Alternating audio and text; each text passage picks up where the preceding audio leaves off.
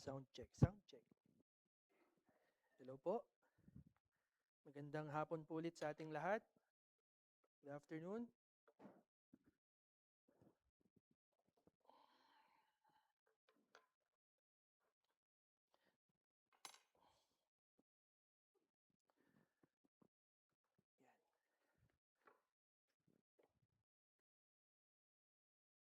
If you have your Bible, please open your Bible to Acts chapter 18.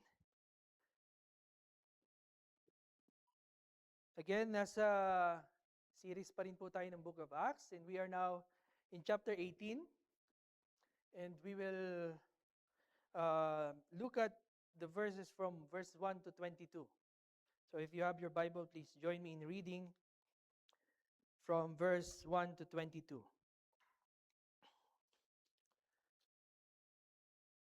Ready na po kayo? Let's all read. After these things, Paul departed from Athens and came to Corinth, and found a certain Jew named Aquila, born in Pontus, lately come with lately come from Italy with his wife Priscilla, because that Claudius had commanded all Jews to depart from Rome, and came unto them. And because he was of the same craft, he abode with them, and wrought by their occupation they were tent makers. And he reasoned in the synagogue every Sabbath, and persuaded the Jews and the Greeks. And when Silas and Timotheus were come from Macedonia, Paul was pressed in the Spirit, and testified to the Jews that Jesus was Christ. And when they opposed themselves and blasphemed, he shook his raiment, and said unto them, Your blood be upon your own heads. I am clean. From henceforth I will go unto the Gentiles.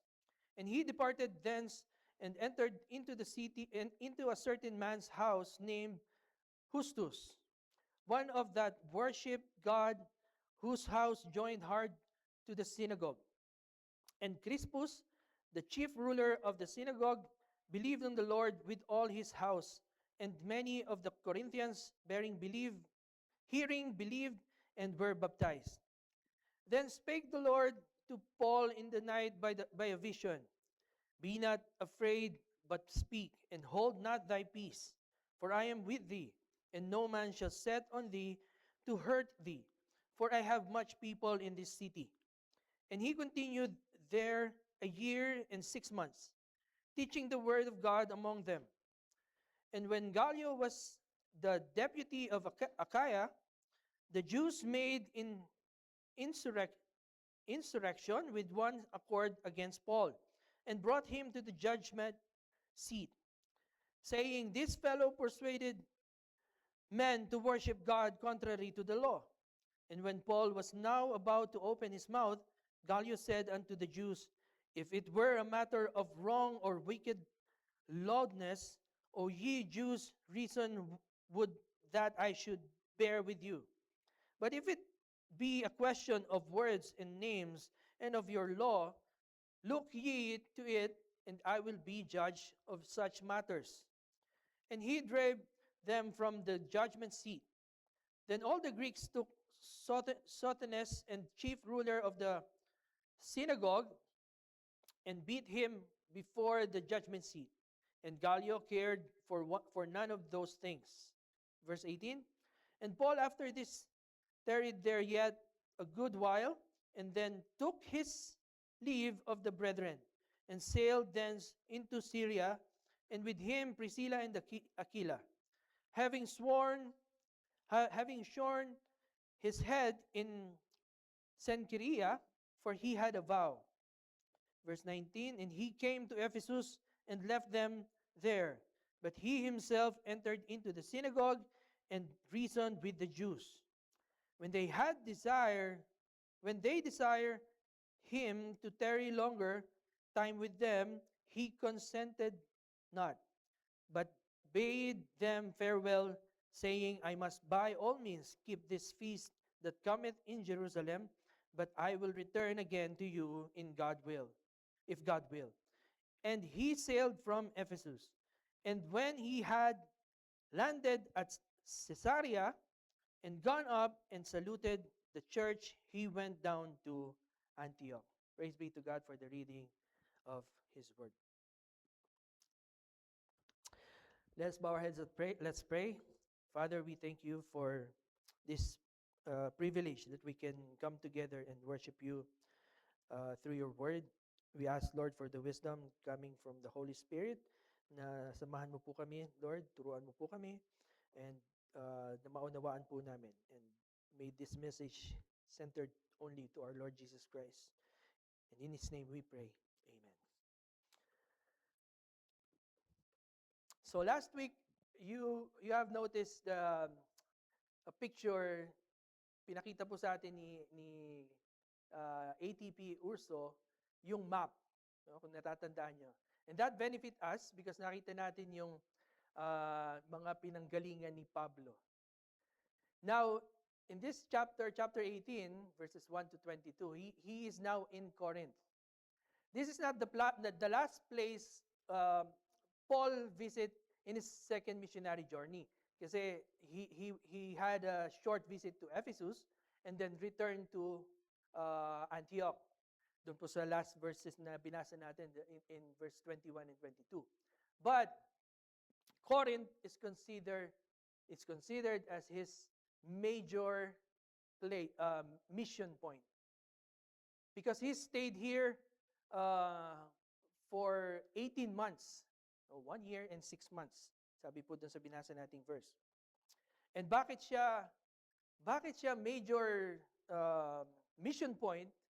Because in this place, ito na yung time where Apostle Paul is already exhausted. Napakarami ng mission na dinaanan si Pablo.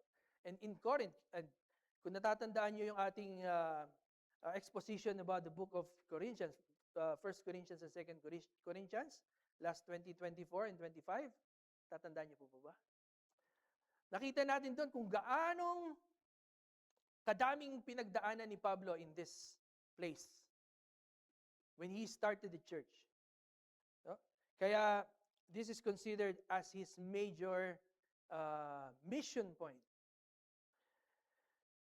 And we know that Corinthians was not the comfortable assignment na talagang masasabi natin na pinuntahan ni Pablo.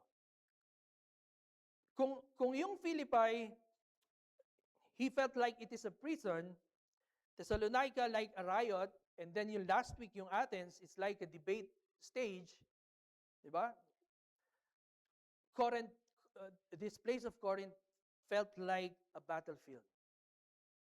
Talagang war against wickedness. A city overflowing with wealth. Alam natin na mayaman tong Corinth. But yes, it is wicked and weariness yung kanyang may experience dito. It was the kind of place where even strongest servant of God mapapasabi na lang na, Lord, pagod na ako. Hanggang kailan po ako maglilingkod?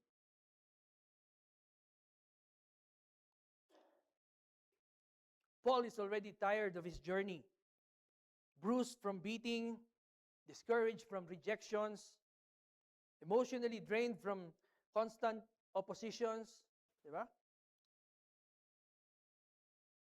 And it was written, he wrote it to the Corinthians.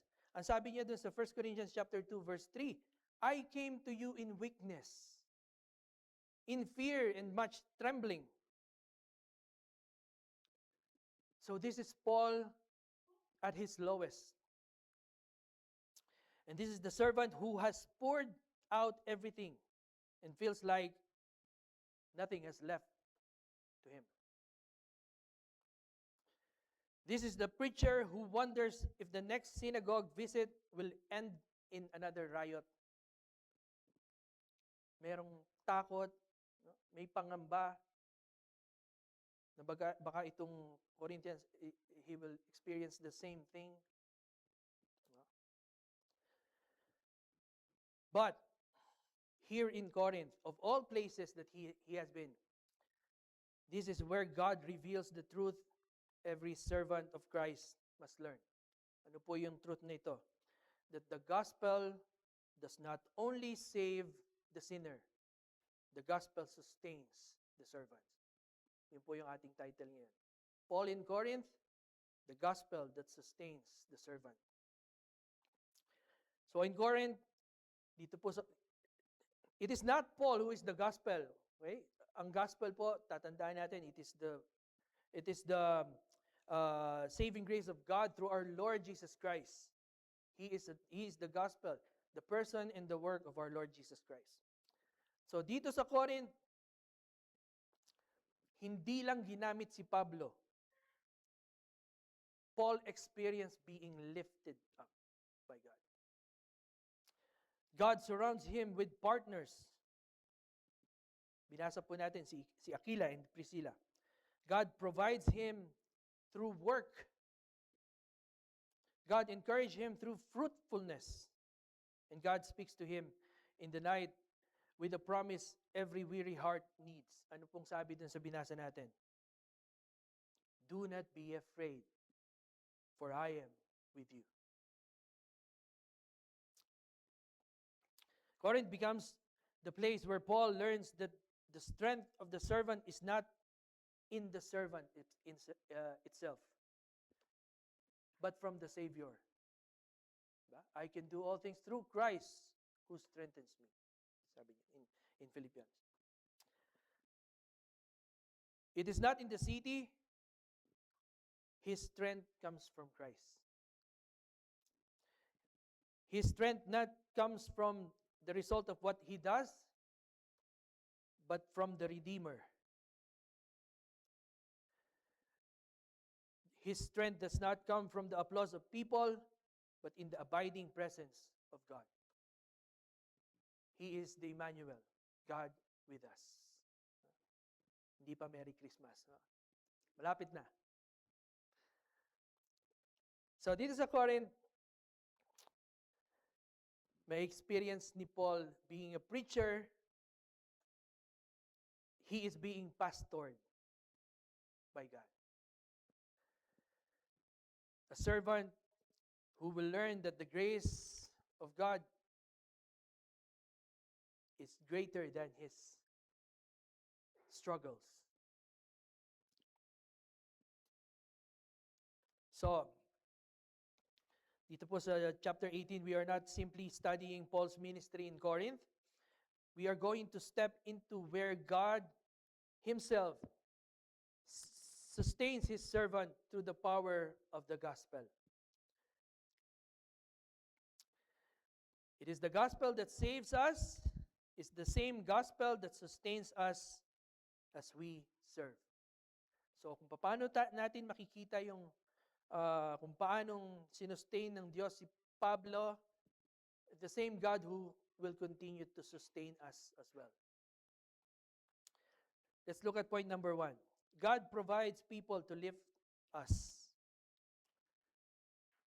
So doon po sa verse 1 to 4, kagaya na sabi ko kanina, he entered Corinth exhausted na, discouraged, alone. No? But he does not stay that way. Before Paul ever stepped into the city, doon po sa mga binasa natin, Christ has already gone ahead of him. Ano pong nangyari? God already prepared someone to be with him in his ministry. And this is the gospel at work.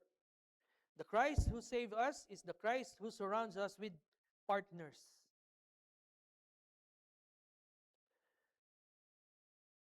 Makikita natin yung first evidence that God's sustaining grace sa Corinth at kay Paul sa arrival ni Aquila and Priscilla.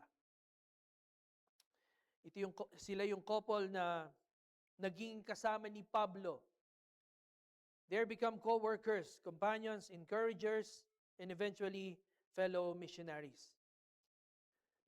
Do you think this is a coincidence na pagdating niya doon, ando na sila Aquila and Priscilla? Wala naman pong coincidence sa Diyos, di ba? This is not a coincidence. This is Christ's divine providence. How He prepared His missionary. Kaya pagdating niya doon, nandun na kaagad yung pinrovide ni God na makakasama niya sa mission. God's provision was timely. Di ba? In Acts chapter, dito po sa verse 2, tells us that Aquila and Priscilla had recently come from Italy. Ano pong dahilan? Because Claudius had commanded all the Jews to leave Rome.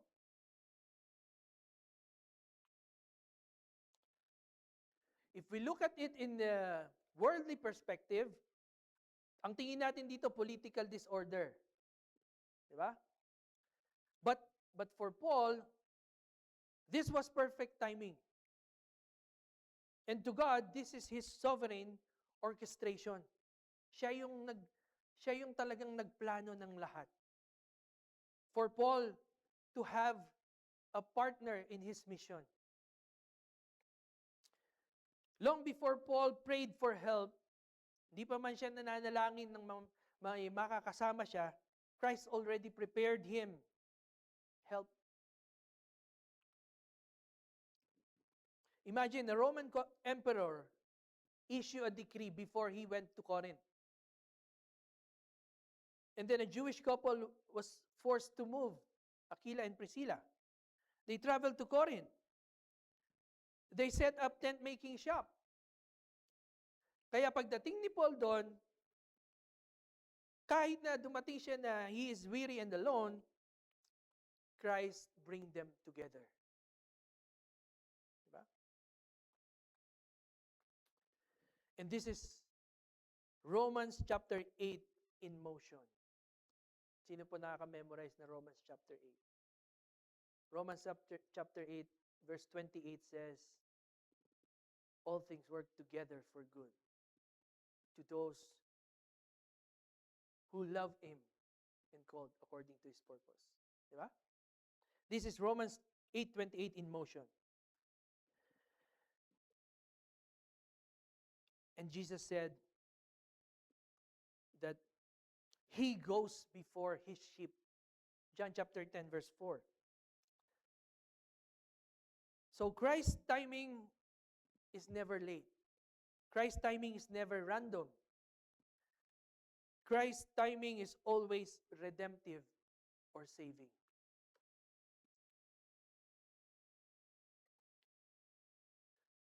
And also we understand or we learn that God's provision was practical. Diba? Dahil anong trabaho nila Aquila and Priscilla? They were tent makers. And Paul stayed with them in verse 3. Nakita niyo kung paano yung sinustain ng Panginoong Hesus si Paul. How did Christ sustain Paul? Not through angels, not through miracles, not through visions, but through ordinary people doing ordinary work with extraordinary faithfulness. Amen? So kahit in practical ways, God moves in the life of His people. So Aquila and Priscilla shared the trade that they have. They shared the same table. They shared the same burdens. They shared the same Christ who saved them, who sustains them. This is how Jesus strengthened Paul. And this is also how Jesus strengthened us. At marami po pong example throughout the scripture. Sa Old Testament, Moses had Aaron and Hur. Diba? Exodus chapter 17. David had Jonathan. Elijah had Elisha. And dun sa mga previous missionary journey ni Paul, he has Silas, Timothy, and now he has Aquila and Priscilla.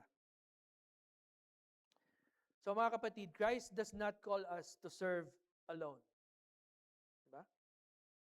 He calls us into a body. Kaya nga po yung illustration na ginamit ni Pablo, we are the body of Christ. He calls us into fellowship. He calls us into partnership. That is what gospel creates. It creates the gospel friendship. The mission creates mission partners. Pag isa lang ang nagmi-mission, isa lang ang humahayo, ang tawag doon, mission impossible. isa na lang. Di ba? Wala nang kasama. Ayun, si Tom Cruise lang gumagawa nun. Pag kasing pogi tayo ni Tom Cruise, pwede na. Hindi. Itim Cruise to. Pero, yeah, we called into a body. We are missionaries. Yeah? We called into one body of Christ. Friendship, partnership, diba? And we also learned that God's provision is missional. Aquila and Priscilla were not just helper. Anong naging part ni Aquila and Priscilla sa mission ni Paul? They become disciple makers as well. Kung babasahin po natin yung mga following verses from 24 to 26, they take Apollos aside and explain to him the way of God more accurately. This is multiplication. This is discipleship. Ito po yung ginagawa natin sa loob ng church. We teach, we disciples. This is Christ building His church through partnerships. Diba? Kaya po tayo merong small groups, leadership trainings, discipleship.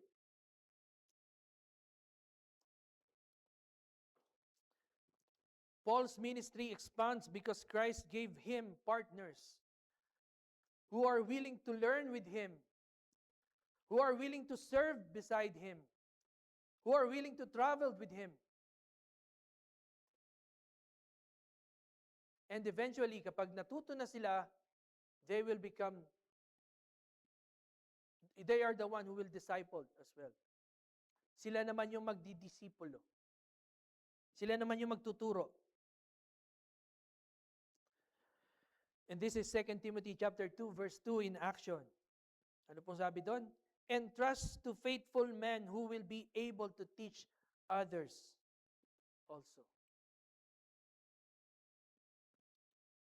So Christ sustains His servant not only by giving them strength, but by giving them people who strengthens others.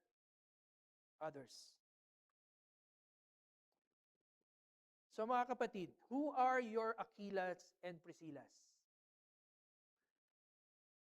Sino yung mga Aquila and Priscilla na dinala sa inyo ng Diyos? Who lifted your arms when you were tired? Who has encouraged your faith? Who has walked with you in the ministry? Sino sila? Who might God be calling you? Ikaw naman. Sino naman yung, halimbawa, ikaw naman si Aquila or si Priscilla? Who might God be calling you to strengthen? Diba? Kasi you might become katulad ni Priscilla and Aquila, na ikaw naman yung encourage sa iba, nagpapalakas sa iba. Diba? Are you willing to be gospel partner? Not just a gospel consumer. We always remind the church that the church is not an audience. We are an army. The gospel does not create spectators. It creates servants. We are servants of God. We are servants of Christ. Naalala ko yung kanta ng mga bata. Make me a servant, humble and meek. Lord, let me lift up those who are weak. And may the prayer of my heart always be, make me a servant. Make me a servant today. Ito rin po ba yung prayers natin? To be a servant and lifting up others for the glory of God.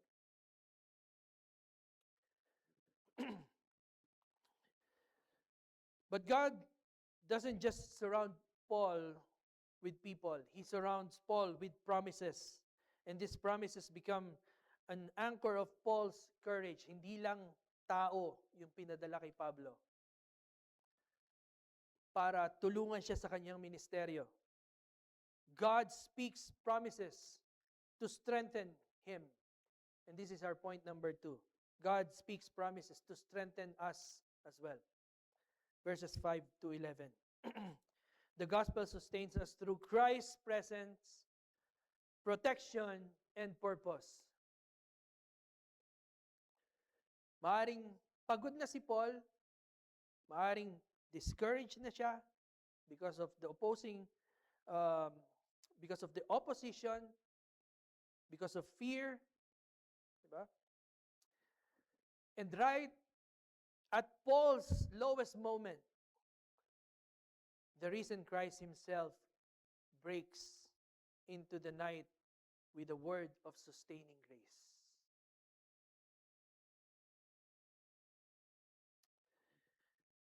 This is not merely a vision. This is not simply an encouragement from our Lord Jesus Christ. This is Christ pastoring His own servant. At gusto ko po mag-focus tayo in verse 10.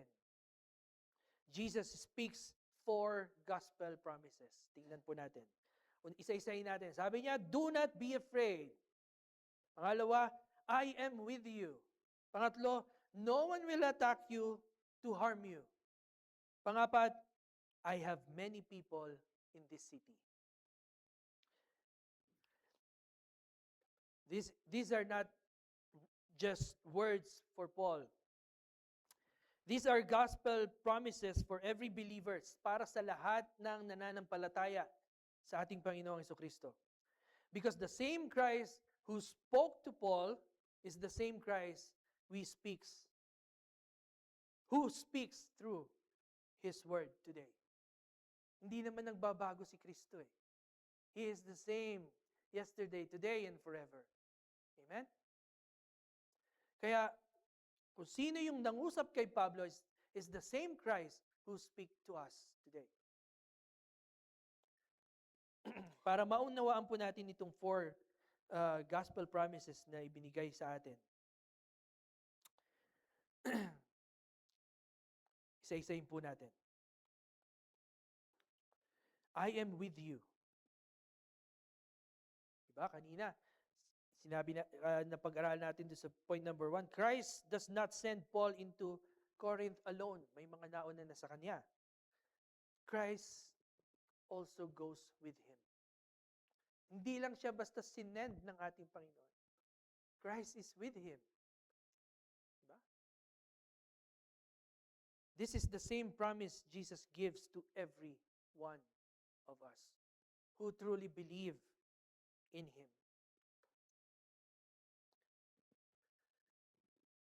Makikita din po natin yan in Matthew chapter 28 verse 20. Sabi niya, I am with you always to the end of the age. This is a promise. And yun sa Hebrews chapter 13 verse 5, marami ang may gusto nitong verse na ito. I will never leave you nor forsake you.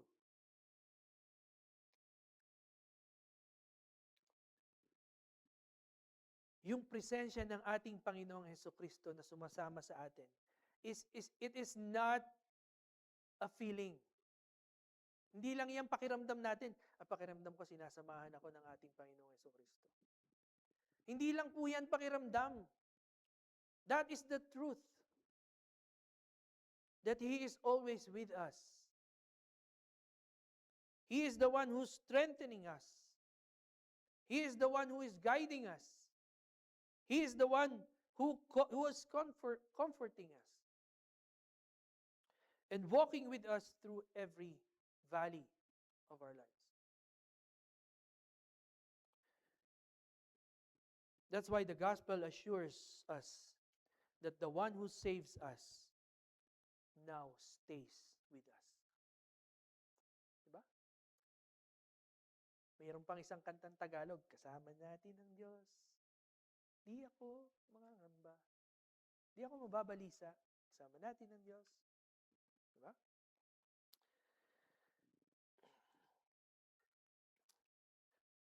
Ano po yung pangalawa? No one will attack you to harm you. Same verse 10. The gospel encourages us with Christ's protection.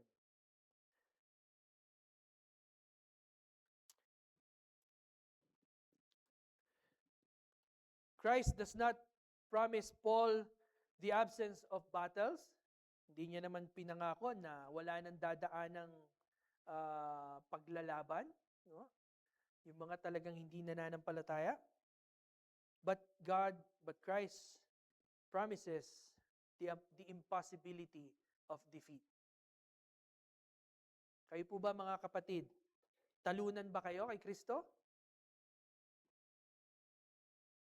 Hindi yung talunan na nagtatalo na. Talunan. Are we defeated? No. We are conquerors. Yeah?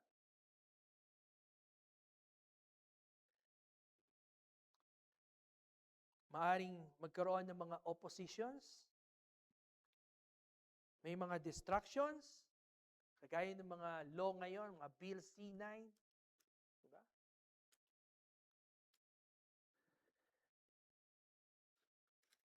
But because of the gospel, we are conquerors of Christ. Diba? Satan cannot condemn you. Romans chapter 8 verse 1. Sin can no longer enslave you. Romans chapter 6 verse 14. Death cannot defeat you. Even death cannot defeat you. John chapter 11 verse 25 to 26. The Christ we believe in overcome death. Diba? Therefore, those who truly believe Him, will no longer experience another death spiritually. Yes, we will all die physically, but the truth na kung tayo ay nananampalataya sa Panginoong Hesukristo, ang ating espiritu ay buhay magpakailanman. Yun po yung pangako ng Diyos. Diba? Even suffering cannot separate us from the love of God. Romans 8:38 to 39. And here are the promises. Romans 8:31, if God is for us, who can be against us? Romans 8:38 to 39, nothing can separate us from the love of God. In John 10:28, Jesus Himself says, no one can snatch them out of my hand. Diba? This is the gospel of our Lord Jesus Christ. Christ's protection does not mean the absence of trials. Danas naman nating lahat yan. Hindi naman ipinangako ng Diyos yung hayay-hay na buhay. Sabi ng iba, no? Yung hayay-hay. Hayahay. Saan ko ba narinig yung hayay-hay? Hay na hay. Hayay. Basta, alam nyo na yan. Hindi naman yun yung promise ni God eh. But all through those trials, di ba? We are in the presence of God. Kasama natin ng Diyos. No one will attack you to harm you. Diba? Yun yung sabi ng ating Panginoong Jesus kay Paul. Another one is, the gospel encourages us with Christ's purpose. Ito po yung purpose. Sabi ng ating Panginoong Jesus, I have many people in this city. Christ is telling Paul, You are not laboring in vain. Hindi naman sayang iyang pagpapakahirap mo. Because I have people who will hear the gospel and who will believe in the gospel. I have sheep here. I will save them. Keep preaching. Because it is the gospel, yun yung means ng ating Panginoon to uh, to to save people, di ba?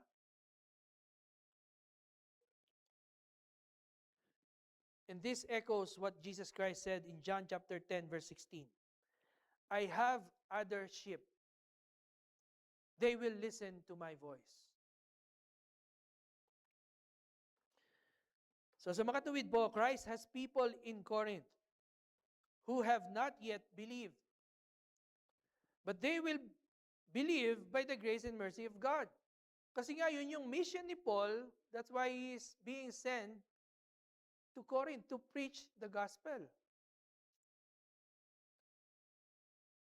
This is what we call divine election.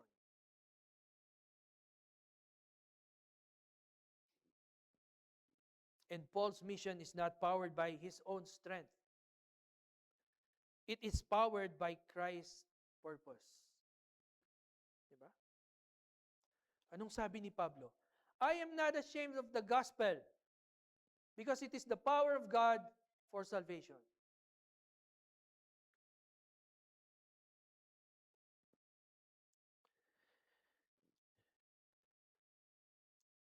Now, balik po tayo ng dalawang verse.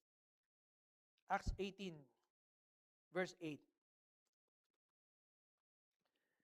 Sabi po dito, and Crispus, the chief ruler of the synagogue, believed on the Lord with all his house, and many of the Corinthians hearing believed and were baptized.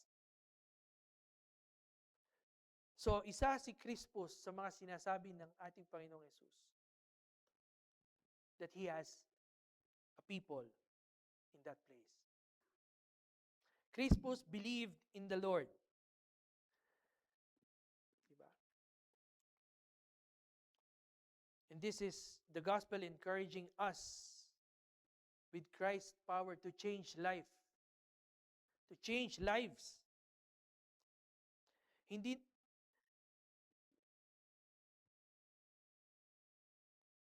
kung merong isang tao dito sa pagkakataon na ito na i-expect natin to follow Jesus sa kahuli-hulihang pagkakataon, that is Crispus. Crispus was not was the synagogue ruler. Diba? The most influential Jew in the city. And yet, Christ saved him. Iniligtas siya ng ating Panginoong Yesus. Ito po yung sinabi ko kanina. In Romans chapter 1 verse 16, this is Romans 1:16 in action. The gospel is the power of God for salvation. Kaya nga ang bukang bibig ni Pablo, I am not ashamed of the gospel because it is the power of God for salvation. If Christ can save Crispus, Christ can save anyone. No heart is too hard. No sinner is too far. No situation is too impossible. Walang imposible sa Diyos. Kaya this is the reason why we continue to preach Christ.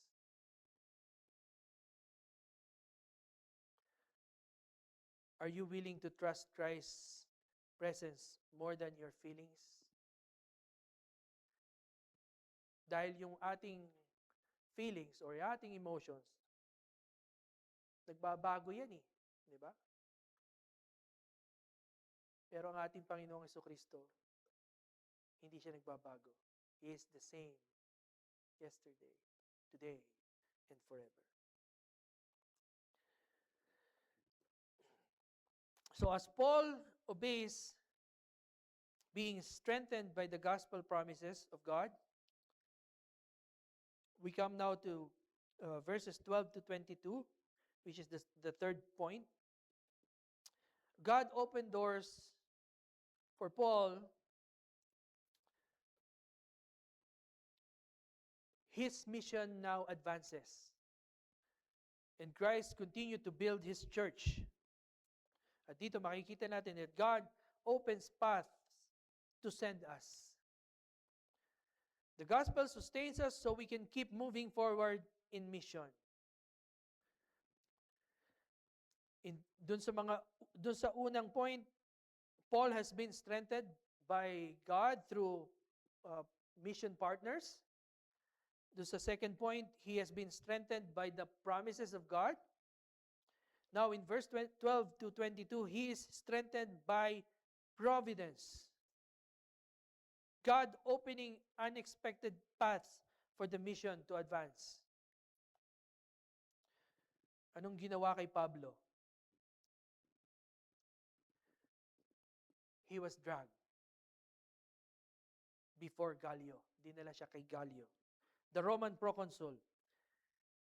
And this is meant to intimidate him.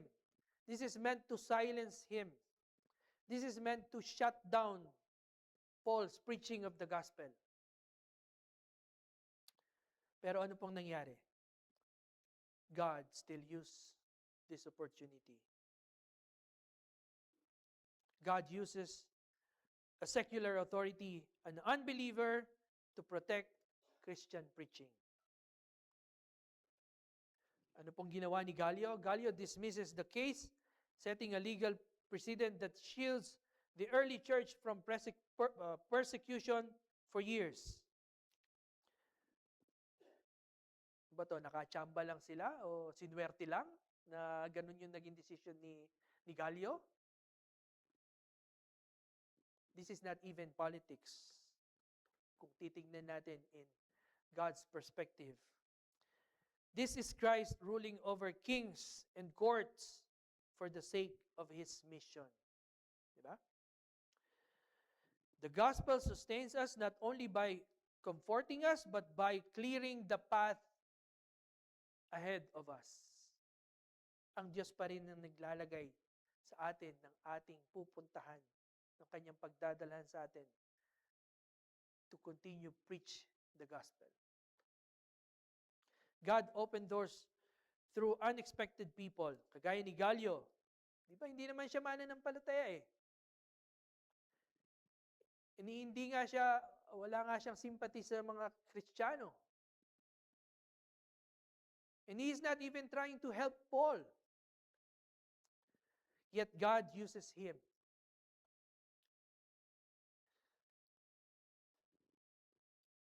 Sabi po sa Proverbs 21:1, the king's heart is in the hand of the Lord. Even the heart of the highest people, it is still God who is in control. Kaya niyang baguhin. That is His sovereignty. Kaninang umaga po, napakaganda ng mensahe. Kung nakapakinig tayo kanina. Sovereignty of Christ is revealed. Salamat po sa kapatid na ATP Arthur sa magandang mensahe. So, this is Christ exercising His authority as the risen Lord. At ito po yung ginagawa ng ating Panginoon. Even unbelieving people, even secular institution, even government decisions, even unexpected relationships, even hostile people, God uses those things to advance His mission. Diba? Christ is sovereign over every person, even those who do not acknowledge Him. Diyan po na ipapakita talaga yung kapangyarihan ng ating Diyos. That He is always in control. And He does whatever He pleases. Psalms 115. So, God opened doors through an uncomfortable situation. Paul did not want to be dragged to court. He did not want public conflict. He did not want another riot. Ayaw na eh. Pagod na si Paul eh. Dami na yung dinaanan eh. Diba? But God turns the threat into a testimony. And this echoes what happened to Joseph. Kung ano nangyari doon sa kanyang mga kapatid, di ba? Ano nangyari kay Joseph? He was sold. Pero anong sabi ni Joseph sa mga kapatid niya nung nalaman na siya pala yung kapatid nila? Genesis chapter 50 verse 20. Ang sabi ni Joseph, "You meant evil against me, but God meant it for good." And again, it echoes Romans 8:28. God works all things together for good.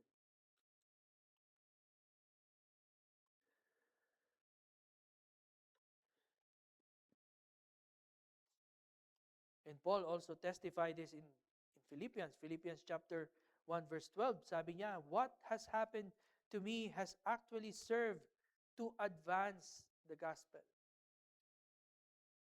So God often opens doors through trials na hindi naman natin pinipili. Sino po bang may gusto na makaranas ng mga pagsubok? Diba? Pressures we did not expect. Yung mga sitwasyon na ayaw natin. But God uses those things to advance His gospel.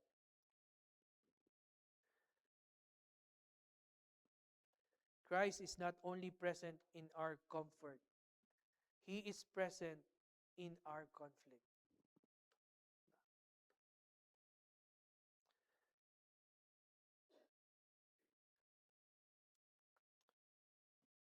So after this legal victory, Paul leaves Corinth strengthened and not shaken. He continues the mission with renewed courage. Hindi siya natinag doon bagkos umalis siya ng Corinth na malakas. And he continued with renewed courage. In verse 23, he goes on to strengthen all the disciples. The sustained servant becomes the sustaining servant. This is how Christ works. He strengthens us, then He sends us. Then He strengthens others through us. Kaya every season of your life, sa trabaho, di ba?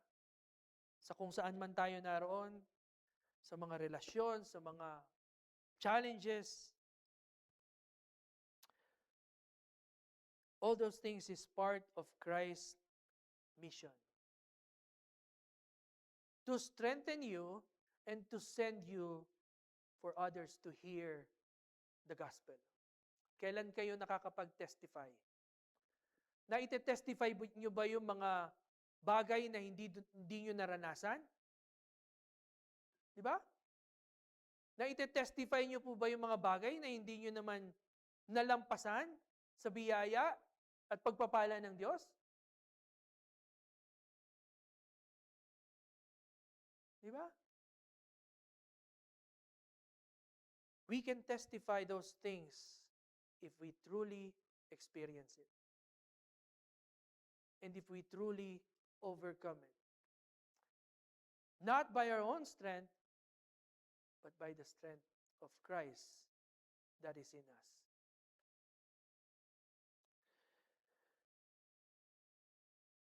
The gospel sustains us so we can keep moving forward in our mission. Ngayon, ang tanong, where is God sending you next? Parang naalala ko tuloy yung family ni Tersol family. They were sent in Clyde. They moved already in Clyde. So they have mission in Clyde. Are you being sent in your workplace, your neighbor, your family, your school, your city? Are you willing to see your job, school, or city as your Corinth, as your battlefield? Ganyan niyo po ba tinitingnan yung workplace nyo? Hindi laging puro away. Hindi laging yung puro away. We are being sent to mission to spread the gospel. Not to have war with each other. Are you willing to say, kagaya nung sinabi ni Isaiah, Lord, here I am. Send him. Ay, mali. Send. Lord, here I am. Send me. Diba? Hindi yung Lord, here I am. Send him. Mali. Parang mali. That is in Isaiah chapter 6 verse 8.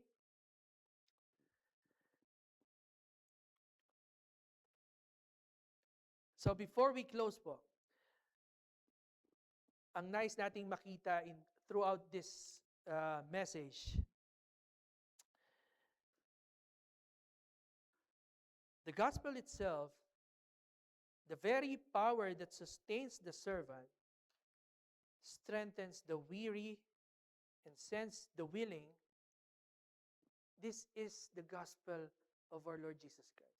Hindi lang ito patungkol kay Pablo na na-overcome yung pagiging nasa Corinto, di ba? Yung mission niya sa Corinto. But this preaching is all about the power of our Lord Jesus Christ. This centers to the sustaining power of our Lord Jesus Christ. Walang paghuhugutan na iba si Pablo, kundi sa lakas lamang ni Kristo na nasa kanya. At ganun din po tayo mga kapatid. This is not ultimately about Paul's courage. It is about Christ's faithfulness.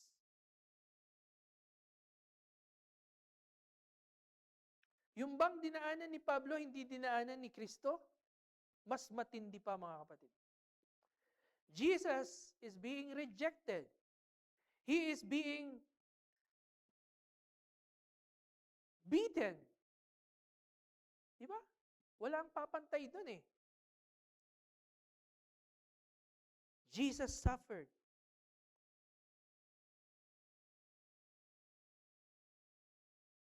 Lahat yun dinaanan ng ating Panginoong Jesus. So that we could receive forgiveness, adoption, eternal life, and His abiding presence. Ngayon, kung hindi ka pa rin nagkitiwala sa ating Panginoong Jesus, now is the time for you to trust Him. Dahil wala nang iba tayong panggagalingan ng lakas, kundi ang ating Panginoong Jesucristo. Turn from your sin. Believe in His finished work. Tapos na sa krus ng Kalbaryo. He already paid. Binayaran niya na yung parusa ng kasalanan na dapat tayo ang tatanggap. Received Him as your Lord and Savior.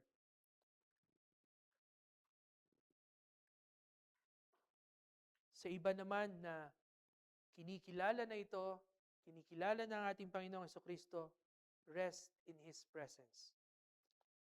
Trust His protection. Embrace His purpose. Be willing to walk in His mission. Yun po yung challenge sa atin, mga kapatid.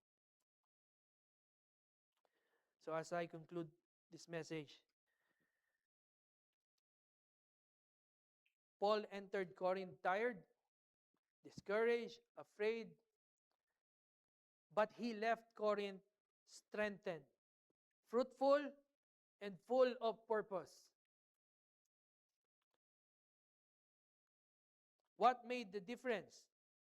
It is not from Paul's strength, Not even from Paul's strategy. Hindi ito about Paul's personality. It was always about Christ. Christ with him, Christ protecting him, Christ sending him. And the same Christ sustains Paul is the same Christ sustains you today. So ano po yung respond natin dapat? Let us keep going. Let us keep preaching. Let us keep serving. And let us keep trusting our Lord Jesus Christ. Because the gospel that saves you is the gospel that sustains you. Amen po? Only through our Lord Jesus Christ. He is the way, the truth, and the life. He is our salvation. He is the true gospel. Siya ang tunay na mabuting balita. Let us all bow and let us pray. Muli po aming Diyos, kami nagpapasalamat, nagpupuri, for you have again strengthened our faith. As we walk in the presence of our Lord Jesus Christ, Panginoon, tunay na may mga pagkakataon sa buhay namin, daraan at daraan kami sa mga pagsubok. Daraan at daraan kami sa mga suliranin, O Diyos. But this will not stop us because we believe that it is our Lord Jesus Christ who already overcome these things. Kaya nga po pinanghahawakan namin yung sinabi niya sa kanyang mga disipulo, that in this world, you will have tribulation, but take heart, I have overcome the world. At ito po ang siya naming pinananampalatayanan, na siyang nagligtas sa amin, na siyang patuloy na nagsusustain sa amin, at siyang nagbibigay sa amin ng kalakasan na magpatuloy upang patuloy na ihayag ang katotohanan ng aming Panginoong Jesucristo na walang ibang kaligtasan maliban sa Kanya. Muli po, tinataas namin ang hapong ito sa inyong pangangalaga hanggang sa matapos po ang aming pananambahan. May you continue to bless each and every one. We thank you, Lord, and this is all our prayer in Christ's name. Amen. Magandang hapon po sa ating lahat.